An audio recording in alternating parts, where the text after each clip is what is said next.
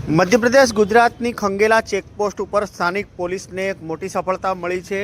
Eicher ગાડીમાં ઘાસના ભૂસાની આડમાં લઈ જવાતા વિદેશી દારૂનો ભાંડો ફૂટ્યો હોય તેવું સામે આવ્યું છે। નોંધનીય બાબત છે કે ઇન્દોર અમદાવાદ નેશનલ હાઈવે ઉપરથી અવારનવાર સ્થાનિક પોલીસ તેમજ એલસીબી સહિતની પોલીસની ટીમો લાખો કરોડો રૂપિયાનો વિદેશી દારૂનો જથ્થો ઝડપી પાડતી હોય છે।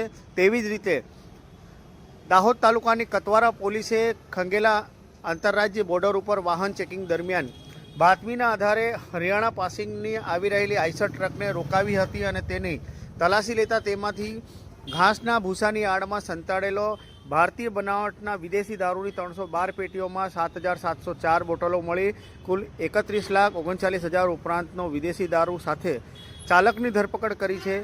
સ્થાનિક પોલીસે વિદેશી દારૂ આઈસર ટ્રક મોબાઈલ મળી કુલ 51.44 લાખ એટલે કે અડધા કરોડનો મુદ્દામાલ ઝડપી પાડ્યો છે। સાથે જ ગાડીના ચાલક સુનિલકુમાર સુખદેવ સોની રહેવાસી મોહાલી પંજાબ તથા દારૂ મંગાવનાર વડોદરાનો અજાણ્યો ઈસમ તથા વિદેશી દારૂની હેરફેરમાં સામેલ મંત્રી નામક એક ઈસમ તેમજ અમિત શર્મા નામક એક ઈસમ આમ કુલ મળી 5 લોકો સામે પ્રોહિબિશન અંતર્ગત સ્થાનિક પોલીસે ગુનો દાખલ કર્યો હોવાનું સામે આવ્યું છે।